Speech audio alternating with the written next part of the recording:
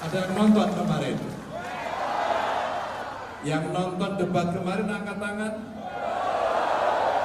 Oh, oke. Itu yang tidak nonton kayaknya TV-nya rusak. Jadi cukup banyak, mungkin juga ada yang masih berjalan, tapi yang duduk di sini saya mau sebut. Ada 2 jenderal yang hadir. Pak Jenderal Polisi Purnawirawan Suroyo Bimantoro. Terima kasih, Pak. Bapak Ibu, bapak saya itu polisi. Pensiun pangkatnya Letnan 1 Brimob. Mungkin temannya beliau itu. Tapi saya kira beliau lebih muda dari bapak saya. Kalaulah bapak saya hari ini masih sugeng, mungkin dia cukup bangga karena anaknya bisa duduk bersama dengan para jenderal. Sesuatu yang barangkali tidak mungkin pernah terpikirkan oleh bapak saya, itu bapak saya. Yang pasti dia akan sangat bangga karena dia sendiri pasti tidak pernah berpikir bahwa dia, anaknya bisa duduk berkomunikasi dibantu oleh jenderal-jenderal yang hebat-hebat ini. Terima kasih. Kalau Pak Luki ini apa saya tak kenali di Jawa Timur ini. Ini jagoannya beliau ini Pak Luki Komjen. Terima kasih Pak Luki. Ini kalau detail-detail sampai Jawa Timur, wah pal ngelotok. Lalu ada Pak Irjen Erwin Tobing. Ya, makasih nih Pak Erwin Tobing. Siapa lagi Pak Majen Purnawirawan Prayitno Hadi. Hadir. Oh, hadir. Terus kemudian Majen TNI Purnawirawan Pak Purwo jadi hadir Pak Purwo. Wah, ini Pak Purwo. Pak Purwo Sudaryanto. Sangar ya? Lihat banyak kacamatanya hitam. Tadi tahu gitu saya pinjem Pak kacamatanya. Pak, buat gaya sama Pak Mahfud gini. Pak Mahfud itu keren. Terima kasih Pak. Siapa lagi? Pak Eksan Sutaji jadi hadir. Wah ini, wah sama Pak kacamatanya. Maicin juga ini. Ini kan saya senang sekali, ini senior-senior yang Kopassus. Kopassus Bapak Ibu. Tahu kan? Berani. Kopassus terlatih. Baretnya aja merah. Sama dengan warna saya. Terima kasih Pak. Siapa lagi? Ada Laksda TNI Purnawirawan Dr. Suyono Tamrin. Wah ini ilmuwan beliau ini. Semata-mata ini panggilan sejarah. Di mana kita bisa mimpi anaknya pensiunan Letnan 1 Brimob Polisi bisa berdiri sebagai calon.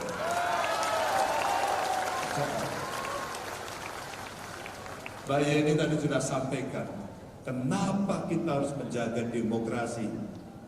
Karena putra panjenengan, cucu panjenengan, keponakan panjenengan, turunan-turunan panjenengan, dalam sistem demokrasi, siapapun bisa menjadi apapun tanpa fasilitas yang ada. Inilah pilihan sistem yang kita miliki.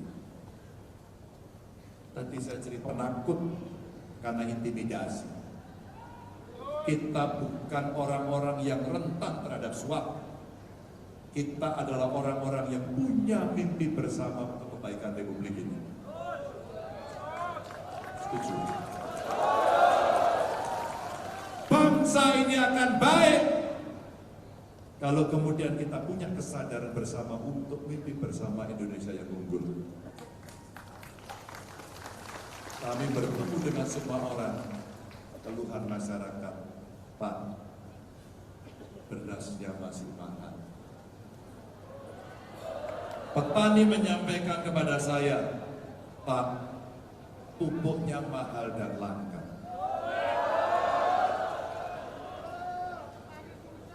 keluarga miskin berharap, Pak, kenapa BLT-nya saya tidak dapat, tetangga saya dapat? Bapak Ibu, tim Ganjar Mahfud kemudian mencatat satu persatu. Itulah kenapa kami memulai setelah para senior memberikan masukan kepada kami. Pak Mahfud dari Sabang, Pak Ganjar ada di Merauke. Karena kami ingin merengkuh seluruh kekuatan dari bangsa ini. Dari barat sampai ke timur. Selatannya sudah, tinggal satu nanti ke Miangas karena saya sudah sampai ke Rote kemarin. Untuk melihat langsung di mana yang harus mendapatkan prioritas. Maka Bapak Ibu, Mbak Yeni tadi ceritakan, kenapa keluarga miskin itu tidak cukup hanya sekedar dikasih BLT, tapi investasi pendidikan agar anak-anaknya kelak bisa membantu keluarganya hidup lebih baik. Kenapa kita setiap desa harus ada Vaskes dan Nakes?